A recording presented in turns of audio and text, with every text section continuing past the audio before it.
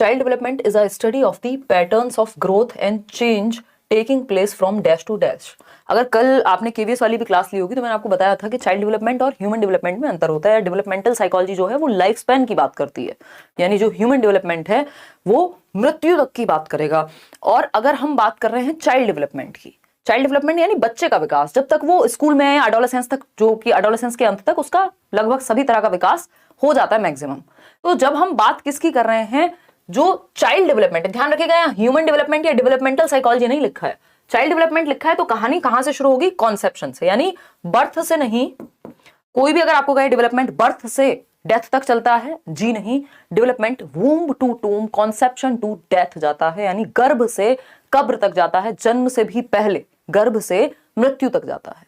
ठीक, तो जन्म से कहानी शुरू नहीं हो रही है, कहानी शुरू हो रही है आपके कॉन्सेप्शन पीरियड से, यानी कहानी आपकी गर्भावस्था, यानी बाल विकास में गर्भावस्था से किशोरावस्था तक, एडोलेसेंस तक। भाई प्याजी के अगर आप स्टेजेस देखेंगे, उन्होंने 15 साल तक निपटा दिया जितना भी मैक्सिमम डेवलपमेंट है कॉग्निशन का। तो जितने भी तरह के मुख्य विकास होते हैं वो सब हो चुके होते हैं एडोलेसेंस के अंत तक, यानी 10 से 19 वर्ष WHO के अकॉर्डिंग, और 12 से 18 वर्ष हम एडोलेसेंस को कहते हैं। तो ये इसका सही उत्तर है। और बर्क भी ऐसा कह रही है, मैंने आपको रेफरेंस भी दिया था कि बर्क के अनुसार है ये बात। बर्क बिल्कुल साफ साफ कहती है, लिंडा बर्क, के जो गर्भधारण से किशोरावस्था तक की जो स्टडी है, बच्चे में जो परिवर्तन आ रहे हैं वो चाइल्ड डेवलपमेंट के अंदर आते हैं। हालांकि ड्रेवर कई बार ऐसा भी कह देते हैं, जेम्स ड्रेवर, वो कह देते हैं जन्म से किशोरावस्था तक जो आ रहे हैं, लेकिन आपको ध्यान रखना है कॉन्सेप्शन टू एडोलेसेंस पे हम फोकस रखेंगे, क्योंकि एग्जाम आपका इसी तरह से पूछेगा। ठीक, क्योंकि हमें एग्जाम के अनुसार भी पढ़ना है थोड़ा सा।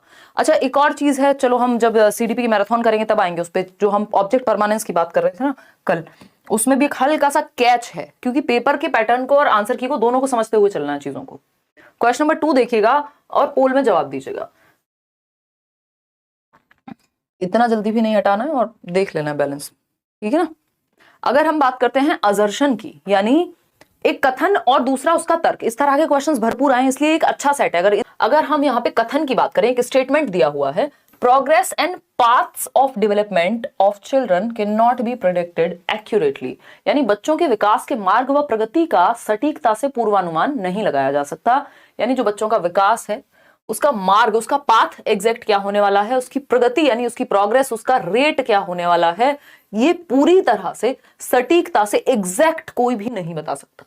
डेवलपमेंट इज प्रिडिक्टेबल, यानी विकास क्या है, पूर्वानुमान लगाया जा सकता है। आपको पता होता है बच्चा चलने से पहले खड़े होना सीखेगा, दौड़ने से पहले चलना सीखेगा, ये पूर्वानुमान है, आपको पता है, प्रिडिक्ट कर सकते हैं। बोला जाता है ना, पूत के पांव पालने में दिख जाते हैं। तो हम देख रहे हैं कि बच्चा जिस क्षेत्र में, मान लीजिए बच्चा स्पोर्ट्स में बहुत अच्छा कर रहा है, उसकी रुचि है, तो आप प्रिडिक्ट कर सकते हैं कि भाई ये इस तरफ बहुत अच्छा करेगा, लेकिन सटीकता से प्रिडिक्ट कर देंगे आप, नहीं कर सकते। उसमें बहुत सारे फैक्टर्स हैं, वो खुद कितनी मेहनत करता है, एनवायरनमेंट का जो भी रोल है, ट्रेनिंग है, एजुकेशन है, न्यूट्रिशन है, बैकग्राउंड से कितना सपोर्ट है, बहुत सारी चीजें हैं। तो एक्यूरेटली कोई प्रिडिक्ट नहीं कर सकता। एग्जैक्ट रेट क्या होगा ये हम नहीं बता सकते, एग्जैक्ट प्रोग्रेस क्या होगी ये हम नहीं बता सकते, कुछ हद तक प्रिडिक्ट किया जा सकता है। तो इसका मतलब ये तो बात ट्रू हो गई, एकदम सत्य है। रीजन क्या है इसका, unique combinations of genetic and environmental factors can result in different paths of change, यानी जो यूनिक कॉम्बिनेशन है किसके, हेरिडिटी और एनवायरमेंट के। जेनेटिक्स मतलब आपकी हेरिडिटी, आपकी आनुवंशिकता, आपके जीन्स, आपका DNA, और जो एनवायरमेंट में चीजें मिली हैं उन दोनों का यूनिक कॉम्बिनेशन है क्या, डेवलपमेंट। और environmental factors can result in different paths. अब ये जो यूनिक कॉम्बिनेशन है ये कहीं भी लेके जा सकता है ना, क्योंकि कॉम्बिनेशन में कौन सी चीज कब हावी हो जाए, कब एनवायरमेंट हावी हो, किस क्षेत्र में जेनेटिक्स ज्यादा प्रभावी हो जाए, किसको पता है। तो दोनों ही बातें सही हैं, ये बात भी एकदम सही है। A and R are true and R is the correct explanation of A, बिल्कुल सही है। इसका रीजन क्या है कि हम एग्जैक्ट एक्यूरेटली, एक second can not be predicted accurately, मतलब सही बात है। और इसका रीजन क्या है कि जो यूनिक कॉम्बिनेशन है हेरिडिटी और एनवायरमेंट का, वो अलग अलग पार्ट्स में ले जाता है, तो एग्जैक्ट नहीं पता कर सकते हम। बिल्कुल सही बात है, दोनों ही बातें एकदम सही है। और इस देखो, आपको दो चीजें देखनी है यहाँ पे कि क्या ये स्टेटमेंट सही है A, और क्या R सही है। अच्छा ठीक है, पता लग गया दोनों सही हैं। अब आपको ये देखना है कि अगर सही है तो ये इसकी रीजनिंग सही है। जो A के बारे में R में रीजन दिया गया है ना, क्या वो रीजन A के बारे में सही है, वो रीजन अपनी कोई कहानी गाने में लगा हुआ है, ये जरूर देख लेना है हमें। आगे बढ़ेंगे, क्वेश्चन नंबर 3 पर चलेंगे। सोशलाइजेशन इज यानी सामाजिकरण क्या है, समझते हैं। सिंपल प्रोसेस है, of passing on customs and ritual of the society, यानी समाज के रीति रिवाजों को पारित करने की एक सरल प्रक्रिया है। कोई भी प्रक्रिया डेवलपमेंट में सरल नहीं होती है, पहली बात गांठ बांध लेनी है ना, कि डेवलपमेंट या कोई भी चीज यहाँ पे सरल कुछ नहीं है, क्योंकि इतने सारे फैक्टर्स हैं। जब फैक्टर्स इतने सारे हैं तो कॉम्प्लेक्स हो जाएगी ना प्रक्रिया, जटिल हो जाएगी। बच्चे की हेरिडिटी भी है, उसका एनवायरमेंट भी है, फिर किस तरह के माहौल में आपने उसको अपब्रिंगिंग दी है, सोसाइटी में कैसे उसका सोशलाइजेशन हुआ है, उसने कैसे लिया है चीजों को, एक्सेप्ट किया है, अडेप्ट किया है, बहुत सारे फैक्टर्स हैं। तो सिंपल तो हो ही नहीं सकता। Complex process that takes place, simple होता है इंटरनेट पे आके किसी को भी बुरा भला कह देना, दैट सिंपल है ना। बस वो व्यक्ति कॉम्प्लेक्स है जो ऐसा कह रहा है, क्योंकि सिंपल व्यक्ति किसी को बुरा नहीं कहेगा, और जो कॉम्प्लेक्स है, जो बेचारा फ्रस्ट्रेटेड है, वो किसी को अच्छा कैसे कहे। तो एक ही चीज सिंपल है, किसी को बुरा भला कह दो, है ना, वो भी कॉम्प्लेक्सिटी से आ रही है। तो complex process that takes place in overt as well as covert manner, बहुत बार हमने ये डिस्कस किया है बैचेस में भी। कोवर्ट का मतलब होता है छिपा हुआ, ओवर्ट का मतलब होता है जो बाहर दिखे। ओवर्ट मतलब ऑब्जर्वेबल, जिसका अवलोकन किया जा सके, जिसको आप ऑब्जर्व कर सको, वो ओवर्ट है। और कोवर्ट क्या है? जो छिपा हुआ है। छिपा हुआ मतलब जिसको हिडन है, वो जैसे हिडन करिकुलम होता है ना, यानी जिसको डायरेक्टली आप नहीं देख सकते, महसूस करेंगे। तो जटिल प्रक्रिया जो अप्रत्यक्ष और प्रत्यक्ष दोनों रूपों से होती है, वो सोशलाइजेशन है। सुंदर लग रहा है ऑप्शन पढ़ने में, समझने में, जानने में। सुंदर मतलब बेहतर, समझदार। सी ऑप्शन है linear process that happens in an orderly manner. Development की कोई प्रोसेस लीनियर नहीं है, स्पाइरल होती है। ऐसा थोड़ी आज सोशलाइजेशन 200 ग्राम हुआ है, कल भी इतना ही होगा, परसों भी इतना ही होगा। रोबोट थोड़ी हैं हम, ह्यूमंस, ठीक है ना। गलत। Formal process that is planned by the family only, यानी फॉर्मल प्रोसेस है भैया, ये तो इनफॉर्मल भी प्रोसेस है, फॉर्मल भी है, दोनों ही तरह से होगा। और वो भी फॉर्मल नहीं हो सकती वो चीज जो परिवार से आए। फैमिली अगर प्लान कर रही है तो वो फॉर्मल कैसे होगी भाई? फैमिली तो इनफॉर्मल है ना, अनौपचारिक है। फैमिली के पास सूट बूट पहन के बैठे रहते हो क्या हर टाइम? नहीं, है ना। अगर हम बात करें भाई बहनों को तू तड़ाक से भी बातें कर लेते हो, तो ये फॉर्मल कहां हुआ? बॉस को बोल के दिखाओ, है ना। बॉस यार तुम बड़े बदतमीज आदमी हो, बोलो कभी। नहीं हो पाएगा ना। ये प्रिंसिपल को बोलो स्कूल में, ट्राई करो, फिर दुखी, पता नहीं नौकरी का क्या चल रहा है, फिर तो देखना। तो ये फॉर्मल नहीं हो सकता और ये इनफॉर्मल नहीं हो सकता। अगर हम देखें, जो फॉर्मल माहौल है स्कूल का, जहां औपचारिकताएं ज्यादा हैं, वहां पर इनफॉर्मल होकर के पंगे हो जाएंगे। और अगर हम बात कर रहे हैं फैमिली की, अगर हम वहां बहुत ज्यादा फॉर्मल हो गए, है ना, मम्मी इतने % टाइम आपने मेरा खा लिया, इतना इंपॉर्टेंट टाइम है, मेरे घंटे की कीमत इतने लाख है, और अगर आप हिसाब लगाने बैठ गए घर में, फॉर्मेलिटी ले आए, तो रिश्ते खराब, ठीक है ना। तो अगर हम ये देखें तो ये तो गड़बड़ है, फैमिली के मामले में फॉर्मेलिटी नहीं चलेगी, ठीक।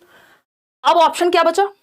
ऑप्शन है ए सही, ए तो हो ही नहीं सकता, सिंपल है। ऑप्शन सिर्फ बी सही बचा है कि कॉम्प्लेक्स प्रोसेस है सामाजिकरण, जटिल प्रक्रिया है जो प्रत्यक्ष और अप्रत्यक्ष दोनों रूप से होती है। यानी कॉम्प्लेक्स है, ओवर्ट मतलब जो चीजें आपको डायरेक्टली सिखाई जा रही हैं। बच्चे कोई घर में आए तो नमस्ते करते हैं, है ना, और ऐसे एक टांग पे नहीं खड़े हो जाते हैं, दोनों पैरों पे वजन डाल के खड़े होते हैं। क्या सोशलाइजेशन है, डायरेक्टली सिखाया जा रहा है। कोई आपको बोलेगा, टीचर, माँ बाप, दोस्त यार, कुछ भी। कुछ चीजें आप इनडायरेक्टली कोवर्ट होती हैं। आप कहीं गए किसी देश में रहने या कहीं घूमने भी गए, आप बहुत सारी चीजें वहां से उठा लेते हैं, है ना, कि बहुत सारी चीजें आप वहां से उठा लेते हैं। तो कुछ चीजें आप हिडन होती हैं, इनडायरेक्टली सीख लेते हैं, कोवर्ट होती हैं, कोई आपको कहता नहीं है, अंदर होती हैं, आपकी बॉडी लैंग्वेज में भी दिख जाएंगी वो। तो वो कोवर्ट है एक तरह से, वो कह के नहीं सिखाई जा रही हैं। तो सी ऑप्शन नहीं, बी सही था यहाँ पे। क्वेश्चन नंबर 4 देखेंगे। Question number 4, for children who are in formal operational stage teachers should, यानी वो बच्चे जो फॉर्मल ऑपरेशनल स्टेज में होते हैं, यानी अमूर्त संक्रियात्मक चरण में होते हैं। आपको पता है अमूर्त संक्रियात्मक चरण 11 से 15 वर्ष, प्याजे की आखिरी स्टेज है, highest level of cognitive development यहाँ पे होगा बच्चे का, किशोर का, एडोलेसेंट का।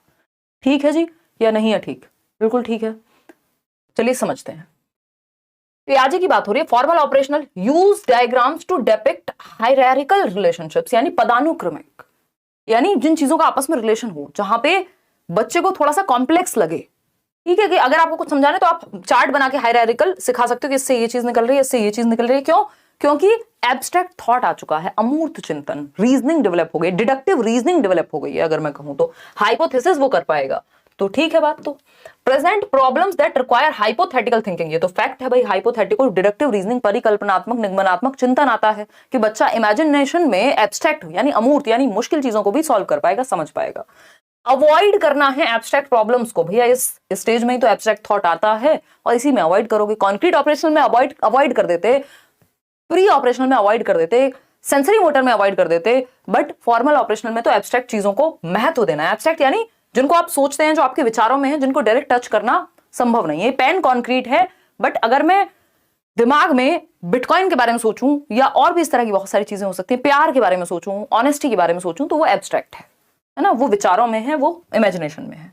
Give opportunities to solve problems and reason scientifically, यानी बच्चे को साइंटिफिक थिंकिंग का मौका देना, बिल्कुल सही है।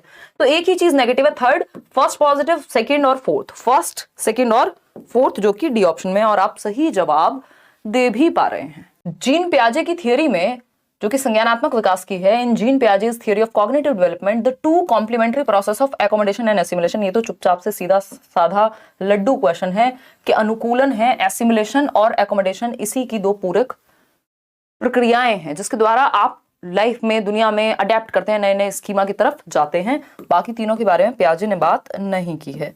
आगे बढ़ेंगे नेक्स्ट क्वेश्चन पे।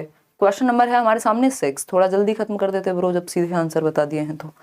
ठीक है, क्लियर है, बहुत बढ़िया। ये क्वेश्चन अच्छा है, इसको आप ध्यान से सॉल्व कीजिएगा, क्योंकि इस तरह के जो फिल इन द ब्लैंक वाले क्वेश्चन होते हैं ना, इसमें आप घबरा जाते हैं, है ना, और आपने घबराना नहीं है, ठीक है ना। तो वाइल जीन पियाजे gives importance to dash in children's learning, Lev Vygotsky considers dash to be important. यानी जीन पियाजे किसको महत्व देते हैं? परिपक्वता को, हाँ बिल्कुल देते हैं। मैचुरेशन मतलब हेरिडिटी यानी जेनेटिक्स को महत्व देते हैं। वो जेनेटिक एपिस्टेमोलॉजी की भी बात करते हैं कि कैसे हम अपने जीन्स के थ्रू नॉलेज को बिल्ड करेंगे, या अपनी मैचुरेशन के थ्रू। मैचुरेशन क्या, एक हेरिडेटरी प्रोसेस है। रीइंफोर्समेंट की जब हम बात कर रहे हैं, रीइंफोर्समेंट की बात पियाजे वाइगोस्की कोई नहीं करता। पुनर्बलन, वेरी गुड, शाबाश, रिवॉर्ड, पनिशमेंट, इनकी बात ना पियाजे करते हैं और ना ही वाइगोस्की करते हैं। ये बात हमें बिल्कुल सरल ढंग से पता होनी चाहिए। ड्रिल और प्रैक्टिस की भी बात नहीं करते हैं पियाजे और वाइगोस्की, ये सब हवाई बातें हैं। स्टिमुलस रिस्पॉन्स की भी बात पियाजे वाइगोस्की नहीं करते हैं, ये व्यवहारवादी बिहेवियरिस्ट लोग करते हैं इस तरह की बातें। तो एक ही ऑप्शन सही बचा, अगर आप एलिमिनेट भी कर पा रहे हैं तो, और नहीं कर पा रहे हैं तब भी आपको पता है कि पियाजे क्या है, हेरिडिटी पे फोकस करते हैं, यानी मैचुरेशन पे फोकस करते हैं। मैचुरेशन यानी परिपक्वता जो जीन्स से आएगी, जो आनुवांशिकता से आएगी, जो हेरिडिटी से आएगी। और वाइगोस्की तो आपको पता ही है कल्चर के कितने प्रेमी हैं, बहुत ज्यादा पसंद करते हैं कल्चर को, सांस्कृतिक उपकरणों को। सोसाइटी, कल्चर, लैंग्वेज, यही तो 3 चीजें हैं जो बेस हैं वाइगोस्की की थियोरी का, है ना। और पियाजे की जो थियोरी है उसकी 4 चीजें बेस हैं या एलिमेंट हैं। वो कौन से हैं देखिए, यहाँ पे लिख लेते हैं 1 मिनट में। पियाजे आप याद दिलाइए फटाफट से, MESE, ये 4 एलिमेंट्स हैं, 4 फैक्टर्स हैं जिन पे पियाजे की थियोरी बेस्ड है। मैचुरेशन, मैचुरेशन बोले तो जीन्स, हेरिडिटी, कोई भी नाम आ जाए पता चल जाएगा कि मैचुरेशन की बात हो रही है। इक्विलिब्रेशन यानी बैलेंस, ठीक।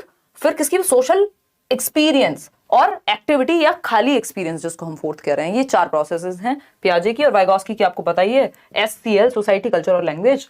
चलिए आगे बढ़ते हैं। क्वेश्चन नंबर 7 देखिएगा और समझिएगा। क्वेश्चन नंबर 7 क्या कहता है भाई, वाइगोस्की के अनुसार, according to Lev Vygotsky which of the following is not an appropriate pedagogy to promote cognitive development. यानी वाइगोस्की के अनुसार क्या सही नहीं होगा? जो सोसाइटी, कल्चर और लैंग्वेज की बात ना करे वही सही होगा, वही सही नहीं होगा, क्योंकि 3 ही चीजों को महत्वपूर्ण मान रहे हैं ना वाइगोस्की। तो मैं क्वेश्चन नंबर 7 की अकॉर्डिंग टू लेव वाइगोस्की, क्योंकि वाइगोस्की की जब हम बात कर रहे हैं तो कौन सी एक बात सही नहीं है वाइगोस्की के बारे में? गाइडेड एक्सचेंज, जहां भी किसी के गाइड करने की, असिस्टेंस की, कोऑपरेशन की, कोलैबोरेशन की बात आए, हाथ पकड़ लीजिए, यस यस यस, वाइगोस्की ही कहेंगे सहयोग की बात, अप्रेंटिसशिप की बात। कॉम्प्रिहेंसिव डिस्कशंस यानी ऐसी चर्चाएं जो एक दूसरे की समझ को व्यापक करें, बेहतर करें, ये भी सही है। कोलैबोरेशन बिल्कुल सही है, सहयोगात्मक अधिगम, कोलैबोरेटिव लर्निंग में। लेकिन रट्टे लगाने पे और उन रट्टों को उगलने पे पेपर में, इस पे फोकस वाइगोस्की नहीं करते। दोहराव व स्मरण करना, रट्टे लगाना, ड्रिल, प्रैक्टिस, ये सब खराब बातें हैं वाइगोस्की और पियाजे के अनुसार। क्वेश्चन नंबर 8 देखिएगा। Carol Gilligan criticised that Lawrence Kohlberg's theory of moral development devalues feminine morality that emphasises. यानी कैरल गिलिगन ने लॉरेंस कोहलबर्ग के नैतिक विकास की समालोचना करते हुए तर्क रखा कि कोहलबर्ग नारीवादी नैतिकता जो किस पर जोर देती है को नकारते हैं।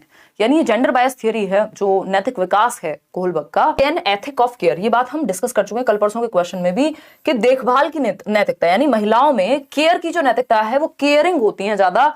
अगर हम जस्टिस की नैतिकता की बात करें, जो कि मेल्स में ज्यादा देखने को मिल रही है, यानी जो लॉजिक और रीजनिंग पे ज्यादा बेस्ड है, जबकि वहीं फीमेल्स की जो मॉरलिटी है वो केयर पे बेस्ड ज्यादा है ना।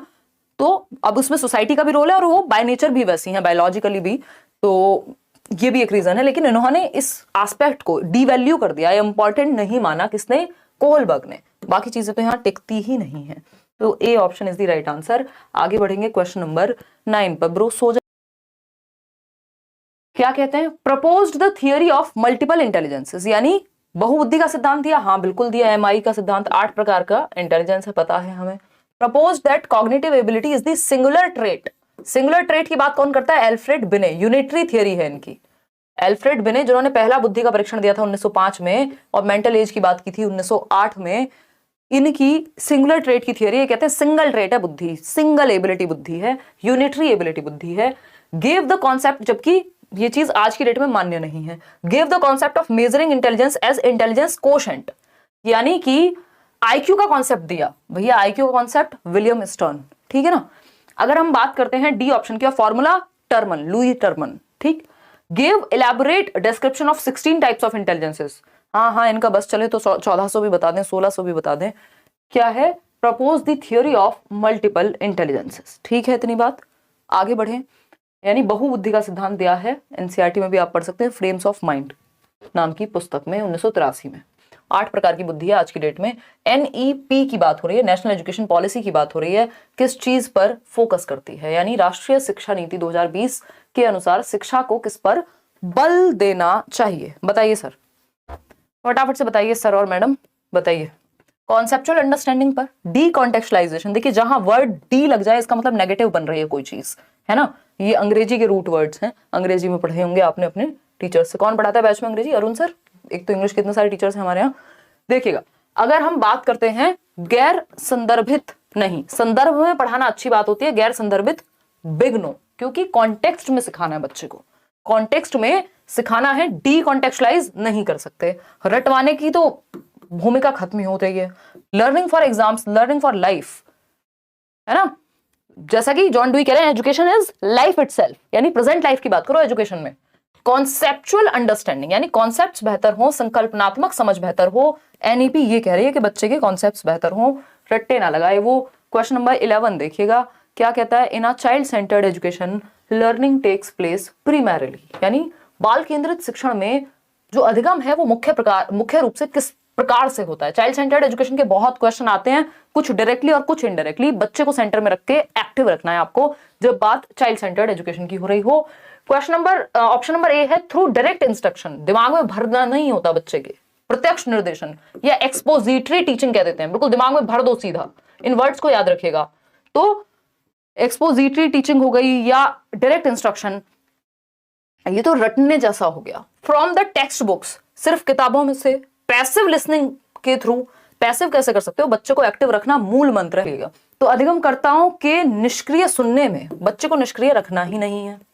Bye exploration from diverse sources, बच्चा सबसे ज्यादा एक्टिव कहां होगा? जब वो डिफरेंट सोर्सेज, विविध स्रोतों का अन्वेषण करेगा, एक्सप्लोर करेगा एनवायरमेंट को, यानी बच्चा सबसे ज्यादा एक्टिव यही है। टेक्स्ट बुक बुरा नहीं है, बट टेक्स्ट बुक से दूर लेके जाना, मतलब टेक्स्ट बुक एकमात्र संसाधन नहीं है ना, मल्टीपल वेज में सिखाना है। तो D option is the right answer कि बच्चा जहां विविध स्रोतों का, वो टेक्स्ट बुक से भी सीख रहा है, वो गूगल से भी सीख रहा है, वो कहीं वीडियो देख के भी सीखेगा, वो कुछ करके भी। क्वेश्चन नंबर 13 देखिएगा, teachers should detail the assessment of the child to the parents so that, यानी शिक्षकों को बच्चों के मूल्यांकन का विवरण उनके अभिभावकों को देना चाहिए।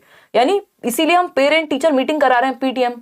इस बार मम्मी गई थी बेटा, हैं पीटीएम में, मजे आए?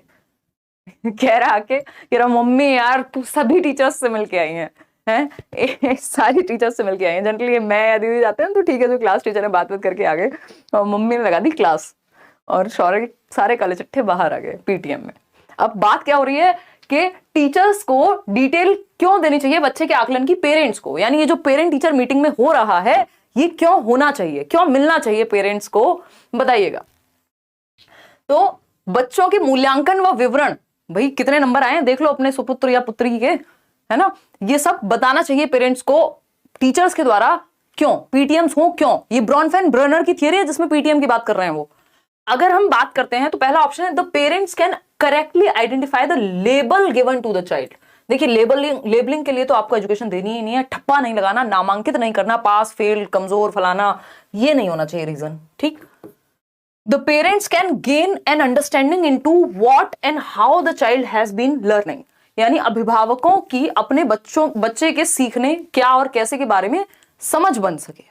ये बात बिल्कुल सही है कि बच्चा कैसे सीख रहा है, उसकी अंडरस्टैंडिंग पेरेंट्स को भी तो पता चले, उनको भी तो समझ में आए कि हमारा बच्चा व्हाट एंड हाउ कितना सीख रहा है और कैसे सीख रहा है, वो उसकी नोटबुक देख कर कुछ असेस करें। बट ऐसा होता नहीं है, सिर्फ ताने ही मिलते हैं बेचारे बच्चों को, है ना।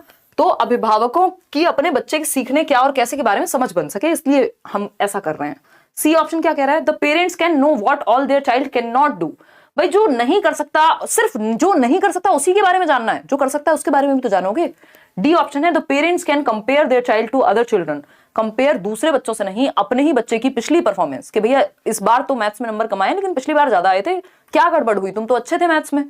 तो आप बच्चे की ही परफॉर्मेंस से क्या करते हैं, कंपेयर करते हैं, दूसरे बच्चों की परफॉर्मेंस से नहीं। समझे कि नहीं समझे? समझ गए थे, बहुत बढ़िया। चलिए आगे बढ़ते हैं। 14 देखिएगा, to ensure retention of students from socio economically disadvantaged groups a teacher should, यानी सामाजिक आर्थिक रूप से वंचित समूहों के बच्चों के साथ उनको सुनिश्चित करने के लिए वो भी सीख पाए, टीचर को क्या करना चाहिए। अब सोशियो इकोनॉमिकली डेप्राइव्ड बच्चा कौन है, जो किसी समाज से यानी किसी जाति के आधार पे या इकोनॉमिक स्टेटस गरीब परिवार से है, या कोई पर्टिकुलर जेंडर है, मेल है फीमेल है, कोई जाति है, उस आधार पे क्या कर रहे हो ब्रो। अपने आप निशा से कुछ नहीं होता, तुमसे सब हो जाता है, बैक हो जाता है, पूरा सिस्टम चेंज हो जाता है 1 घंटे में।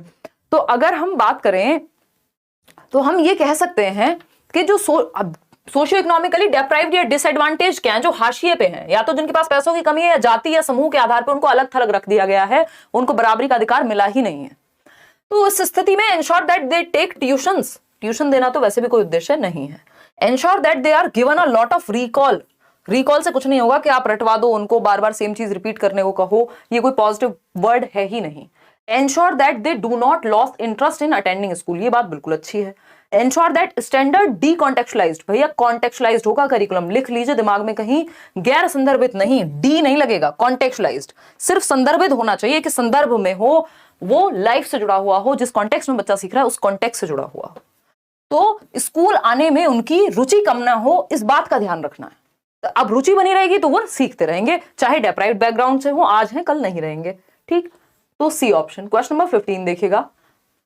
क्वेश्चन नंबर 15 क्या कहता है, identify the question that test the skill of evaluation, यानी उस प्रश्न की पहचान करें जो मूल्यांकन के कौशल का परीक्षण करती है। यानी वो क्वेश्चन आपको आइडेंटिफाई करना है जो स्किल ऑफ इवैल्यूएशन को परीक्षण करती है, यानी बच्चे के अंदर मूल्यांकन की क्षमता है कि नहीं। अगर सिचुएशन आपके सामने कोई दे दी जाए तो आप गलत और सही में कुछ तो अंतर कर पाए, कुछ तो मूल्यांकन कर पाए, तो वो क्षमता है कि नहीं, ये किस तरह के क्वेश्चन पूछने से आपको पता चलेगा, बताइएगा फटाफट से। In what ways are the books you read today different from the Rigveda, यानी आज आप जो पुस्तकें पढ़ते हैं वो ऋग्वेद से किस प्रकार से भिन्न है, यानी जो पुस्तकें हजारों साल पहले लिखी जा रही थी या जो आज की किताबें हैं वो कैसे अलग हैं। मतलब डिफरेंशिएट करना है, डिफाइन करना है आर्कियोलॉजी को, तो डिफाइन करने में तो आपको नॉलेज लगेगी। ब्लूम टैक्सोनॉमी की बात हो रही है, अगर आपको समझ में नहीं आया डायरेक्टली तो पुरातत्व को परिभाषित कीजिए। परिभाषित करना मतलब भाई नाउन की डेफिनेशन बताओ, नॉलेज में होगी, रट्टा लगाया होगा। व्हाट मेटल्स, तो ये तो नॉलेज है, इवैल्यूएशन तो यहां पता नहीं लगेगी। What metals did people in Harappan civilisation use to make tools, recall based बात है कि हड़प्पन सोसाइटी में किस तरह के टूल्स, तो यहां पे नॉलेज और कॉम्प्रिहेंशन हद से हद चेक हो रहे थे, यहां पे सिर्फ नॉलेज हो रही है। When was the site of Harappan civilisation discovered, सारे नॉलेज बेस्ड क्वेश्चन है, लेकिन आपको इवैल्यूएशन पे जाना है। ब्लूम टैक्सोनॉमी में आपका जो कॉग्निटिव डोमेन है उसमें 6 लेवल है ना, पुराने वाली में। In what ways are the books you read today different from Rigveda, यानी डिफरेंशिएट करना पड़ेगा। जब डिफरेंशिएट करना पड़े, जब जज करना पड़े, मतलब जज करना पड़ेगा, डिफरेंशिएट करना पड़ेगा, समझ जाइए इवैल्यूएशन यानी मूल्यांकन की बात हो रही है, ठीक। A option is the only right answer over here in context of evaluation. आकलन करने की बात हो रही है, यहां तो 1 वर्ड आंसर आप दे देते फटाफट से, आकलन की कहां बात हो रही थी, जज तो करना ही नहीं था आपको कुछ। क्वेश्चन नंबर 16 देखिएगा, थोड़ा सा ध्यान से दीजिएगा, बड़ा क्वेश्चन है ये। क्वेश्चन नंबर 16 कहता है in order to promote and facilitate education, यानी शिक्षा के प्रसार और प्रचार के लिए, यानी बेहतर बनाने के लिए, सुसाध्य और बढ़ाने के लिए समावेशी शिक्षा को, इंक्लूसिव एजुकेशन को, which of the following set of measures have been proposed under right of persons with disabilities act, RPWD act 2016, जो दिव्यांगजन अधिकार अधिनियम 2016 है, वो किस तरह के चेंजेस की या किस तरह की फैसिलिटीज को बढ़ावा देने की बात कर रहे हैं एजुकेशन में। पहला ऑप्शन है conduct survey of school going children in every 5 years, यानी विद्यालय जाने वाले बालकों का हर 5 वर्ष में सर्वेक्षण हो कि कितनी वृद्धि हो रही है, किस लेवल का हमारी एजुकेशन बेहतर हो रही है। ठीक है। Ensure uniform and standardised curriculum system for all, ये मैंने आपको बताया हुआ नेगेटिव वर्ड है। यूनिफॉर्म कपड़ों में अच्छी लगती है, पढ़ाई के तरीकों में नहीं। क्यों? क्योंकि बच्चे क्या हैं, डिफरेंट हैं। तो कैसी इंस्ट्रक्शन? Differentiated instruction. डिफरेंट बच्चे, डिफरेंशिएटेड इंस्ट्रक्शन, यानी विभेदी अनुदेशन फॉर डिफरेंट बच्चे। इंडिविजुअल डिफरेंसेस आर देयर, सबको एक डंडे से नहीं हाँक सकते। और यूनिफॉर्म का मतलब ये होता है सेम, एक ही तरीका। स्टैंडर्डाइज्ड भी होता है सेम। तो स्टैंडर्डाइज्ड और यूनिफॉर्मिटी में इंडिविजुअल डिफरेंसेस खत्म हो जाते हैं, उनका ध्यान नहीं रखा जाता। जबकि भाई यूनिफॉर्म पहनाने का रीजन ये है कि सब इक्वल लगे, कॉलेज में वो भी खत्म हो जाती है कि जिसका जो मन करे पहन के आओ। तो यहां पे यूनिफॉर्म कपड़ों तक ठीक है, बट मेथड्स में यूनिफॉर्मिटी नहीं होनी चाहिए, डिफरेंशिएटेड इंस्ट्रक्शन होनी चाहिए, फ्लेक्सिबल करिकुलम होना चाहिए, ना कि standardised. Provide books, other learning materials and appropriate assistive devices. ये तो अच्छी बात है ना, बच्चे को लर्निंग मटेरियल मिल रहे हैं, असिस्टिव डिवाइसेस जो उसकी हेल्प करें, वो कोई भी डिवाइसेस हो सकते हैं, आजकल तो इंटरनेट है। Use of appropriate augmentative and alternative modes of communication, हमेशा अच्छा होता है मल्टीपल मोड्स से सीखे बच्चा, मल्टीपल वेज में सीखे। तो एक ही लाइन है, एक ही ऑप्शन है जिसमें नेगेटिव है वर्ड्स, यूनिफॉर्म और स्टैंडर्डाइज्ड, वो है सेकंड ऑप्शन। फर्स्ट सही है, थर्ड सही है, फोर्थ सही है कि तो C option is the right answer. इसको आप ऐसे भी सॉल्व कर सकते थे। मान लीजिए अगर आपको नहीं पता था कि सही कितने हैं, तो आपको पता था गलत सेकंड हर हालत में है, तो उस सेकंड जहां जहां है उसको हटा दो, एलिमिनेट कर दो। सेकंड बी में भी था, डी में भी था, सी में भी था, फिर तो एक ही उत्तर बचा जो सही होगा। तो कई बार आप सिर्फ एक से भी बाकी 3 ऑप्शंस का आंसर निकाल सकते हैं। ऐसे क्वेश्चंस देख के आपने घबराना कतई भी नहीं है। ठीक है ना। चलिए, बहुत ही बढ़िया।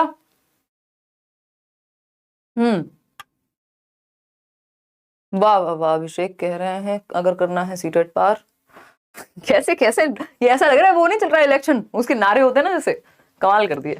चलिए खैर, बताइए फटाफट से। अगर हम बात करें for the inclusion of students from religious minorities a teacher should, यानी धार्मिक अल्पसंख्यकों के विद्यार्थियों को शामिल करने के लिए, यानी कोई एक रिलीजियस माइनॉरिटी है जो आपके यहाँ, आपके देश में वो जाति या धर्म बहुत कम संख्या में है, तो उस स्थिति में आप क्या करेंगे, कैसे इंक्लूड करेंगे बच्चे को? तो आपको हर तरह के बच्चे को इंक्लूड करना है। एम्फेसाइज करेंगे ज्यादा on the differences then sameness across religions, यानी सभी धर्मों में समानता की बजाय अंतर पे जोर देंगे। फिर तो अगर आप सिर्फ अंतर पे जोर देंगे तो बच्चे क्या कहेंगे, नहीं हमारे वाला अच्छा है, हमारे वाला अच्छा है, हमारा धर्म अच्छा है, हमारा धर्म अच्छा है ना। जबकि हम क्या कहते हैं भाई, लगभग सारे धर्म कुछ ना कुछ एक सिंगल मैसेज देते हैं, उससे क्या होगा, यूनिटी की बात होगी। लेकिन यहाँ ये भटकाने की बात कर रहे हैं पॉलिटिकल पार्टीज की तरह। बी ऑप्शन है present the examples of harmony among members of different religions, यानी विभिन्न धर्मों के सदस्यों के बीच सद्भाव के उदाहरण प्रस्तुत करने हैं, यानी सद्भावना बनी रहे, सब हार्मनी से चैन से रह सकें, चाहे वो अलग अलग धर्म के क्यों ना हो, या वो लोग जिनके धर्म के लोग ही कम हैं उस जगह पे, वो भी चैन से रह सकें। बात तो सही है। अगर हम बात करते हैं सी की, तो promote the biases about beliefs and practices in particular religions, यानी जो बायसेस हैं, जो आपके अंदर विभेद पल रहे हैं पहले से कि इस जाति के लोग ऐसे होते हैं, समुदाय के लोग ऐसे होते हैं, उनको और भर दोगे बच्चों के बीच, तो ये तो और खराब बात हो गई। स्ट्रेंथन द स्टीरियोटाइप्स भर दोगे, वही जो चला आ रहा है पहले से कि अरे इनके साथ बैठ के खाना नहीं खाते, इनके साथ बैठ के ये नहीं करते, या ये तो खराब है, ये तो बढ़िया है। तो ये स्टीरियोटाइप्स हैं जो पहले से चले आ रहे हैं, ये भी खराब बात है। एज अ टीचर आपको एक ह्यूमैनिटी को फोकस करना है, ह्यूमैनिटी के साथ चलना है कि हम सभी इंसान हैं, विभिन्न धर्मों के सदस्यों के बीच सद्भावना को, हार्मनी के उदाहरण देने के कैसे अलग अलग धर्म के लोग दोस्त भी हो सकते हैं, साथ में भी रह सकते हैं पीसफुली। तो B option is the right answer. Teacher का तो यही उद्देश्य होना चाहिए, बट आजकल मैं देखती हूँ जो कुछ बहुत ही कम लोग हैं इस तरह के जो सिलेक्टेड भी हैं टीचर्स, है ना, इधर उधर अलग अलग गवर्नमेंट संस्थाओं में भी, वो किसी पर्टिकुलर पार्टी से इतने ज्यादा जुड़े हुए हैं कि वो उसी तरह के स्टेटस लगाते हैं, उसी तरह की चीजें बोलते हैं, और मतलब एक होता है किसी चीज को प्रमोट करना। तो एज अ टीचर आपकी रिस्पॉन्सिबिलिटी पहले तो ये देखना है जिस चीज को आप प्रमोट कर रहे हैं क्या वो बैलेंस की बात कर रही है या नहीं, क्योंकि आप बच्चे के दिमाग में वही जगा रहे हैं। बच्चे पे डायरेक्ट इन्फ्लुएंस है टीचर का। तो कोशिश करने कि आपकी पर्सनल बायस, मैं किसी पार्टी को मानूं, मैं किसी धर्म को मानूं, मैं किसी जाति को मानूं, अगर पहली बात तो होना चाहिए कि आप खुद ही एक ठीक ठाक ह्यूमन बीइंग हो, बैलेंस्ड। नहीं भी हो पा रहा है तो आप अपने मत अपने तक रखिए, बच्चों को प्रभावित गलत चीजों से मत करिए या एक्सट्रीम पे मत लेके जाइए। अगर हम बात कर रहे हैं तो dysgraphia is primarily associated with difficulty in, यानी डिस्ग्राफिया जो है वो मुख्य रूप से किस प्रकार की कठिनाई है, बताइएगा एक बार। राइटिंग, ग्राफ का मतलब ही मैंने आपके साथ डिस्कस किया है, राइटिंग। ग्राफ बनाना पड़ता है ना, ग्राफ पे कुछ कुछ करते हो, उससे याद रख लेना, मतलब जोड़ के कि ग्राफ पे पेपर से कुछ पेंसिल्स का यूज तो करना पड़ेगा ना। गॉड, देखिएगा तो राइटिंग से रिलेटेड है डिस्ग्राफिया डायरेक्टली। वॉकिंग का तो यहाँ पे कोई मतलब नहीं है, वो डिस्प्रैक्सिया होता है जो वॉकिंग को प्रभावित करेगा, डिसलेक्सिया है जो रीडिंग को प्रभावित करेगा। तो D option is the right answer over here. आगे बढ़ेंगे क्वेश्चन नंबर 19 पर। क्या कहता है क्वेश्चन नंबर 19, फटाफट से देखेंगे। विच of the following practice will be helpful in ensuring successful inclusion of students with visual impairment. किस तरह के बच्चे दृष्टि बाधित, जिनको देखने में समस्या है, उनको कैसे हम प्रॉपरली इंक्लूड करें क्लासरूम में, ये पूछा है। Books with small print and pictures, जिस बच्चे को देखने में दिक्कत है उसको और छोटे प्रिंट में लिख दो। मतलब अगर कोई कहे कि मैम मुझे देखने में दिक्कत हो रही है तो एक काम करो, पहले आपने इतना लिखा था अब आप इतना लिख दो, है। इससे ज्यादा मूर्खता की हरकत हो सकती है दुनिया में कहीं?